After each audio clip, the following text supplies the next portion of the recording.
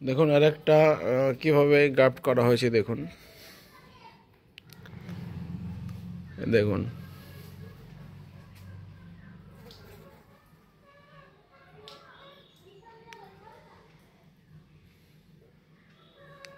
দেখুন এটা হচ্ছে আপনার ডগের দিকে গ্রাফট।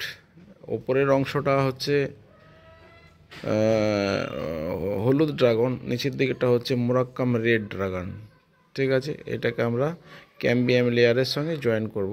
এইভাবে জয়েন করেছি দেখুন, লিকুইড প্লাস দিয়ে টেনে বেঁধে দিয়েছি। এটা 3 দিন থেকে 4 দিনের মধ্যে জয়েন্ট হয়ে যাবে। এটা কাণ্ডটা বাঁকা, তাই যেভাবে আছে এভাবেই আমি ক্যাম্বিয়াম লেয়ারের সঙ্গে অ্যাডজাস্ট করে বেঁধে দিয়েছি। দেখুন এইভাবে এরা 4 দিন থাকলেই গ্রাফট হয়ে যাবে।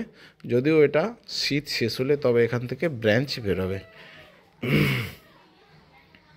এই চোখগুলো সব নষ্ট চোখ, অতএব এগুলো তার নষ্ট করতে হবে না, এগুলো বেরিয়ে যাওয়া, এখান থেকে শাখা পোশাখা বেরোবার কোনো জায়গা নেই। এখানে একটা দুটো চোখ আছে, এই দুটোকে নষ্ট করে দেবো। একটা দুটো তিনটে চোখ আছে, এটাকে খালি নষ্ট করে দিলেই হবে। এই একটা গ্রাফটের পদ্ধতি, এটাও দেখে নেন।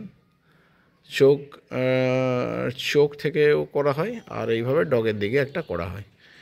ঠিক আছে বন্ধু, একটা নতুন হাইব্রিড শঙ্কর প্রজাতির চারা তৈরি হবে, যাতে ফল সুন্দর চকচকে ঝকঝকে এবং সংখ্যায় অনেক বেশি, ফলন অনেক বেশি হবে এবং স্বাদ এবং সুস্বাদু হবে।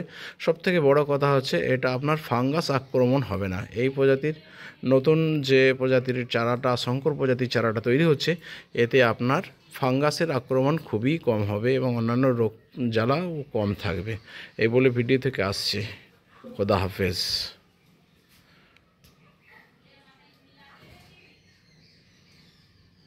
এটাকে আমরা এবার কোনো জায়গায় টবে লাগিয়ে দেবো। লাগিয়ে দিলেই আমার এটা নতুন শঙ্কর প্রজাতির চারা তৈরি হয়ে যাবে। ধন্যবাদ।